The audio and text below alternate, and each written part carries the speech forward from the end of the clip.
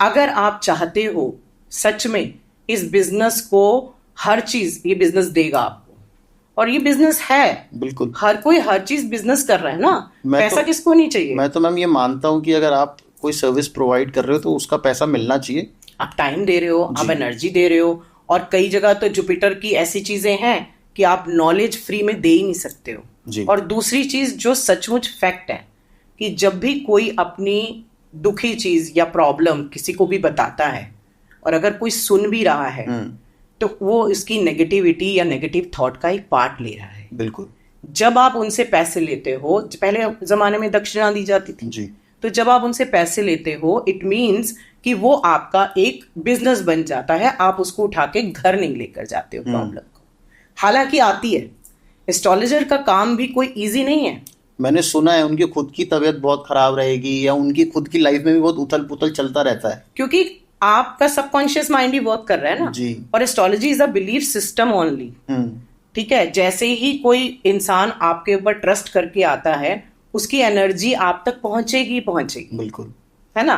कहीं ना कहीं जब आप किसी से बात, आपने इतने पॉडकास्ट किया, बात करते हो, आपको ऑरा फील होने लग गया होगा। अब तक तो एनर्जीज हमको फील होने लगती है कि अगर 10 लोग भी हैं तो हम बता देंगे कि इसका ऑरा नेगेटिव है और पॉजिटिव। सीरियसली कई बार मेरे को पॉडकास्ट करने के बाद ना कई बार तो बहुत हाई फील होता है और कई बार बहुत लो फील होता है कि यार घर जाके मतलब बस मेरी इतनी हिम्मत नहीं हो पाती कि मैं घर किसी तरीके से पहुंचूं, बस खाना खाऊं और सो जाऊं। तो सेम थिंग कि हर इंसान को अब एक क्लिनजिंग की ज़रूरत रहती है। ठीक है, एस्ट्रोलॉजर को भी बहुत ज़्यादा अपनी क्लिनजिंग की, ऑरा क्लिनजिंग की ज़रूरत रहती है। जब मेरा ऑफिस पर्टिकुलर होता था तो टिश्यू बॉक्स खाली होते थे। अच्छा, रोते थे लोग आके? हाँ, टिश्यू बॉक्स खाली होते थे क्योंकि मैं काउंसलर रही, मैरिज काउंसलर, करियर काउंसलर। लोग जाते नहीं थे ऑफिस से, पर आप ये देखो जब वो वेंट आउट कर देते थे और डिवोर्स केस भी है तो उसके 3 दिन बाद बोलते थे अब डिवोर्स नहीं लेना। अच्छा, ठीक है, क्योंकि हमारा पर्पस हमेशा से उनको सही रास्ते पे गाइड करना, सही रास्ते पे। क्योंकि एस्ट्रोलॉजी में कुछ टाइम पीरियड ऐसा होता है, कुछ तो डेस्टिनी वाइज है कि अगर किसी की 2 शादियां लिखी हैं या डिवोर्स होना है तो वो डेस्टिनी है। पर इस हद तक भी काम किया गया है कि अगर वो उस टाइम पीरियड में प्रॉब्लम हो रही है और सामने वाला सुन रहा है एक एस्ट्रोलॉजर की, क्योंकि आप पे ट्रस्ट करके आया और मैंने ये बोल दिया कि ये टाइम निकाल लो, है ना, तो वो टाइम निकलने के बाद सब ठीक हो जाता है। ओके। पर अब वो कहते हैं ना आजकल जेनजी का जमाना है, ठीक है, लोग सुनते कहाँ हैं। और आप देखेंगे कि 98 या 99 बॉर्न बच्चों के बाद सारे हॉरोस्कोप्स में 2 चीजों की प्रॉब्लम आ ही रही है। अच्छा, क्या? वीनस सबके खराब है, अच्छा, मंगल सबके खराब है, और रिलेशनशिप्स बहुत मुश्किल से चलेंगे आगे। मल्टीपल रिलेशनशिप में क्योंकि मंगल राहु, मंगल खराब है, मंगल डेबिलेटेड है, अंगारक योग हो गया जी, गुस्सा नाक पे है। बिल्कुल वही कॉम्बिनेशन आपके हॉरोस्कोप्स में आ रहे हैं। कलयुग है, शुक्र आ रहा है, वीनस आ रहा है, वो मंगल के साथ या राहु से अफेक्टेड आ रहा है, या दृष्टि होगी या साथ में बैठा होगा। रीजन बिहाइंड दिस कि जो भी हम एनर्जीज कंज्यूम कर रहे हैं वही एनर्जीज से बच्चे भी बॉर्न हो रहे हैं जी, तो वही हॉरोस्कोप में आ रहा है। ओके। और ये सब लिखित है, कहते नहीं थे कलयुग में पाप बढ़ेगा फिर अवतार लेंगे। तो मेरा मानना ये है कि एस्ट्रोलॉजी और एस्ट्रोलॉजर एक जरिया मात्र है आपको स्पिरिचुअलिटी और आम आदमी को जोड़ने का साधन। आप उनके थॉट प्रोसेस को अगर चेंज कर देंगे, बच्चे बहुत समझदार हैं आजकल, कुछ ज्यादा यंगस्टर्स तो आज 7th 8th का बच्चा 12th का बच्चा है और 9th 10th का बच्चा कॉलेज का बच्चा है। बिल्कुल, उतनी नॉलेज है। इवन छोटा 5 साल का बच्चा भी आज मोबाइल जैसे चलाता है, हमें आज भी नहीं आता। बल्कि कुछ चीजें तो हमें पूछनी पड़ती हैं उनसे कि भाई ये कैसे होगा। राइट। तो आप एक जरिया मात्र हो, जैसे कि हर कोई जरिया मात्र होता है। आज आप मुझे यहाँ लेकर आए हो तो आप भी जरिया मात्र हो कि लोगों तक मैसेज पहुंचाने का जी। और एस्ट्रोलॉजर भी एक जरिया मात्र है कि वो अपनी नॉलेज पता है गेन होती है जी, अगर आप उसको अच्छी एनर्जीज के साथ किसी को देते हो।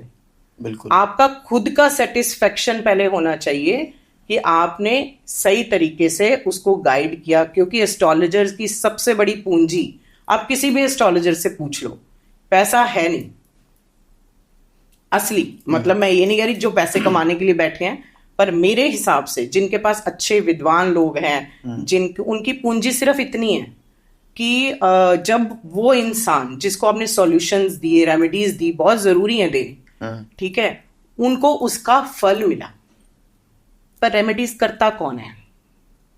क्वेश्चन ये भी है। रेमेडीज वो करता है जिसको आप ये समझाते हो आज कि ये रेमेडी करने से तुझे इस तरीके से फायदा होगा। ओके। सूर्य को जल देना तो हमने सिखा दिया कि सूर्य को जल देना है, इससे सूर्य स्ट्रांग होगा, इसमें काले तिल डाल लो और आप सूर्य को कर लो, क्योंकि सूर्य पिता का कारक है। बट सूर्य आपका राशि में कहाँ बैठा है, क्यों आपको देनी है, अगर आप 2 लाइनें ये बताओगे ना किसी को भी, तो वो उसको और श्रद्धा से और बढ़िया से करेगा। ओके। अदरवाइज आपने बोल दिया कि ये कर लो, अब आप ऑनलाइन देख रहे हो, आज तुम घर में ये लगा लो, आज तुम चंद्रमा की ये रेमेडी कर लो, या आप बृहस्पति की ये रेमेडी कर लो। ऐसा नहीं है रेमेडीज खराब है, सब बढ़िया है, बहुत अच्छी हैं, चाहे वो न्यूमरोलॉजी से रिलेटेड है, चाहे वास्तु से रिलेटेड है, चाहे एस्ट्रोलॉजी से रिलेटेड है। बट आपको ये पता, क्योंकि आप कितनी रेमेडीज कर लोगे जी, आज तो शायद 1000 रेमेडी आप एक दिन में देख लेते हो। बिल्कुल, ठीक है ना। तो मेरा मानना ये है कि हर इंसान को ये समझना चाहिए कि आपको पहले अपने प्लैनेट्स को या किसी भी अकल्ट साइंस में, चाहे न्यूमरोलॉजी है, उनको जाके समझो एक बार। एक बार किसी भी अच्छे एस्ट्रोलॉजर जो आपकी नजर में है, आपको लग रहा है, उसके पास जाके एक बार समझ लो। आजकल तो ऑनलाइन भी सब कुछ है, एप्स हैं, सब कुछ है, तो वो आप समझो उनसे पहले। फिर उस रेमेडी को करो कि किस वजह से रेमेडी दी गई है, क्यों मुझे करने से क्या होगा। यस। अब आपको मैं बताती हूँ, आपको लग्न चार्ट मिल गया, ठीक है, लग्न चार्ट मिल गया, चंद्र कुंडली मिल गई, लग्न चार्ट आपका प्रारब्ध है, मतलब आपको मिल गया, वो बदल नहीं सकते। चंद्र कुंडली में ट्रांजिट होता है, तो वो जो डेली रूटीन में आपका बदलता है, जैसे चंद्रमा 2.5 दिन में चेंज हो जाता है, राहु केतु 1.25 साल 1.5 साल में चेंज होता है, ठीक है, तो वो सब ट्रांजिट में, वैसे ही शनि 2.5 साल रहता है एक राशि में, तभी 7.5 ही चलती है।